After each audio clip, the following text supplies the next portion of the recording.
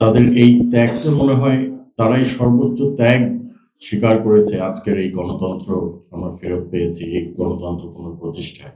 আমরা সেই গুম খুনের রাজনীতি, আমরা সেই হত্যার রক্তাক্ত বাংলাদেশের রাজনীতি এবং পরিবেশ আর দেখতে চাই না। মাননীয় দুইজন সংসদ সদস্য তাদের অভিজ্ঞতার কথা বলে গেলেন, যে তিক্ত অভিজ্ঞতাটা বললেন। এই স্বাধীন দেশে এরকম একটি ঘটনা ঘটে যাবে বছরের পর বছর, একটি যুগের বেশি এই ঘটনা ঘটে যাবে, সেটা কল্পনাতীত ছিল।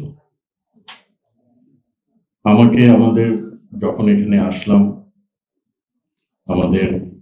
আমার স্নেহস্পদ বোন তুলি আপা বললেন যে আমার অভিজ্ঞতাটা বর্ণনা করার জন্য। আমি বললাম যে আমি সেই মেমরি বা সেই অভিজ্ঞতা বর্ণনা করতে চাই না, কারণ আমিও কিছুদিন ঘুমেছিলাম, আমাকেও গুম করা হয়েছিল, কিন্তু আমি সেই অভিজ্ঞতাটা মনে করতে চাই না। কিন্তু আল্লাহ রাব্বুল আলামিন আমাকে আমার পরিবারের কাছে, আপনাদের কাছে ফেরত এনেছে। কিন্তু আজকে এখানে অনেক মারা আছেন, আমাদের সন্তানরা আছেন। আমি আজকে রিদিকে দেখে খুব অবাক হলাম। আমরা যখন আমাদের দলীয় প্রোগ্রামগুলো করতাম, একদম ছোট্ট ছিল সে, কোলে করে আসতো। আজকে আমাকে বললো যে আঙ্কেল, এই ছবিটা আমি এঁকেছি। বিকাশ পেমেন্টে 10,000 টাকার বেশি অফার, শপিং চলছে তো। তাদের বেদনা, তাদের ত্যাগ, তাদের কষ্ট, তাদের এই ত্যাগটা মনে হয় তারাই সর্বোচ্চ ত্যাগ স্বীকার করেছে আজকের এই গণতন্ত্র আমরা ফেরত পেয়েছি, এই গণতন্ত্র পুনঃপ্রতিষ্ঠায়। তাদের অবশ্যই আমরা যেই ভাইদেরকে খুঁজে পাচ্ছি না, যেই ভাইদেরকে আমরা ইনশাল্লাহ ফেরত চাই।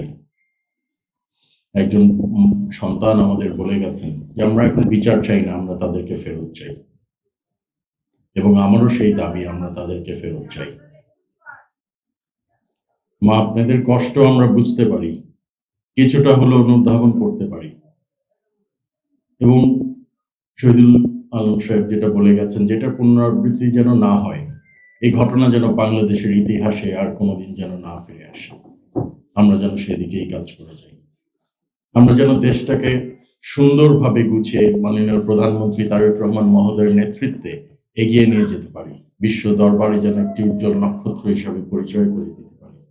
আমরা সেই গুম খুনের রাজনীতি, আমরা সেই হত্যার রক্তাক্ত বাংলাদেশের রাজনীতি এবং পরিবেশ আর দেখতে চাই না।